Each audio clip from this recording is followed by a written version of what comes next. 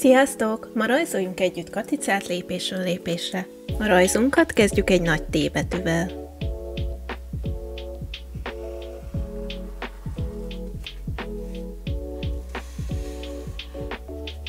És ennek a tetejére rajzoljunk egy félkört.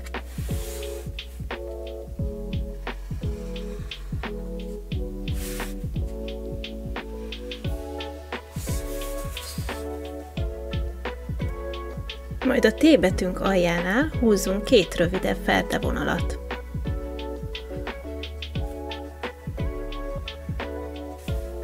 Most pedig ezeket a vonalakat össze fogjuk kötni egy ívelt vonallal a T betűnk tetejével.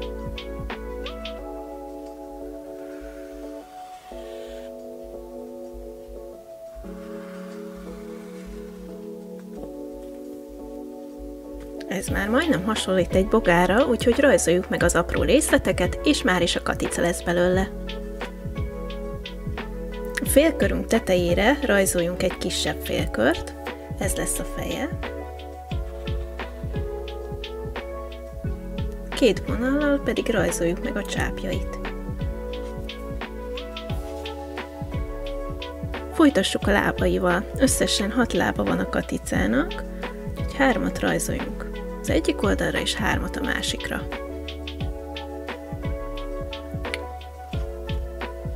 Itt lesz egy lába. Itt. És mondjuk itt.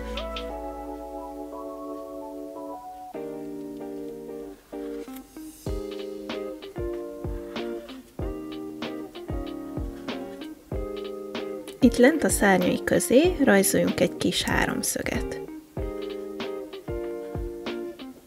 Most eldönthetitek, hogy ti hány pettyes katicát szeretnétek, és akkor annyi foltot rajzoljatok rá. Én most egy 7 pettyes katicát fogok rajzolni.